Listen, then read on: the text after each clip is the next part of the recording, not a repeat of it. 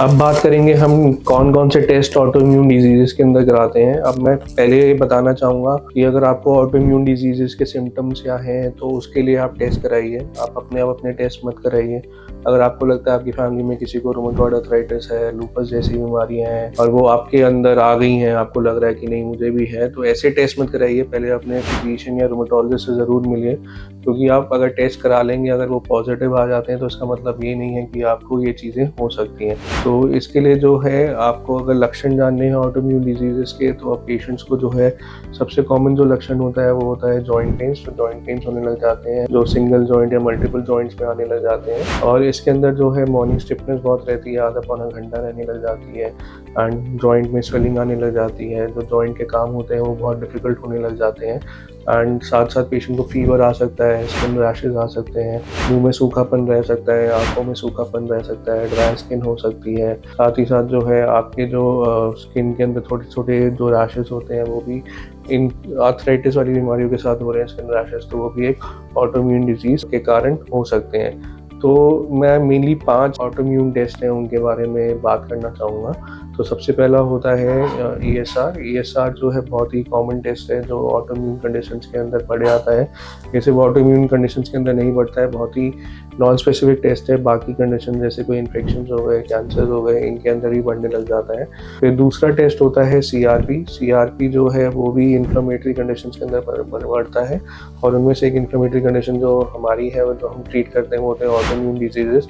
तो rheumatoid arthritis, psoriatic arthritis, बाकी तरह के आर्थराइटिस, इनके अंदर CRP बढ़ने लग जाता है। फिर उसके बाद आता है आपका रूमेटॉइड फैक्टर। रूमेटॉइड फैक्टर जो है वो तीसरा टेस्ट है जो हम टेस्ट करते हैं।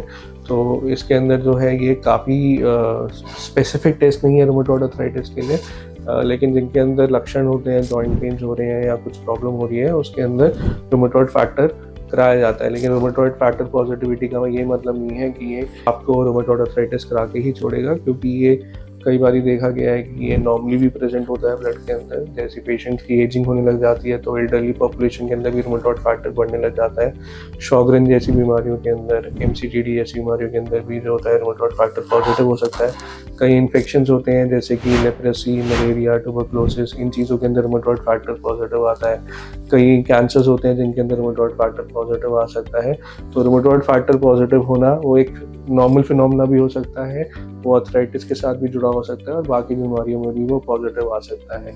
फिर आते हैं जो हमारा चौथा टेस्ट है वो होता है एंटी-CCP। एंटी-CCP जो टेस्ट होता है वो बहुत ही स्पेसिफिक है रूमेटॉइड आर्थराइटिस के लिए, एंड जिन पेशेंट को जॉइंट पेन्स होते हैं, मॉर्निंग स्टिफनेस होती है, बहुत सारे जॉइंट्स इन्वॉल्व होते हैं, उनके अंदर ये टेस्ट कराया जाता है, और जिसके अंदर ये टेस्ट कराया जाता है अगर वो पॉजिटिव होता है तो रूमेटॉइड आर्थराइटिस आप डायग्नोसिस बना सकते हैं। और एंटी-CCP भी तभी कराना चाहिए जब आपको जॉइंट्स के लक्षण हो। फिर उसके बाद आता है HLA-B27। HLA-B27 जो है वो स्पॉन्डाइलो आर्थराइटिस वाले मरीजों में पॉजिटिव आता है।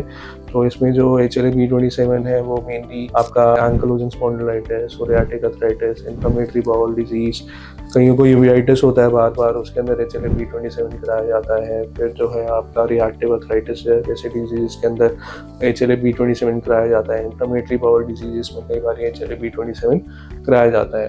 तो ये सारे टेस्ट में इसलिए आपको बताना चाहता हूँ, ये मोटे मोटे टेस्ट होते हैं, लेकिन मैंने अपनी जो एक्सपीरियंस से देखा है तो कई पेशेंट्स अपने आप ही टेस्ट करा के ले आते हैं कि हमारा देखो रूमेटॉइड फैक्टर पॉजिटिव है, हमारा देखो एंटी-CCP पॉजिटिव है।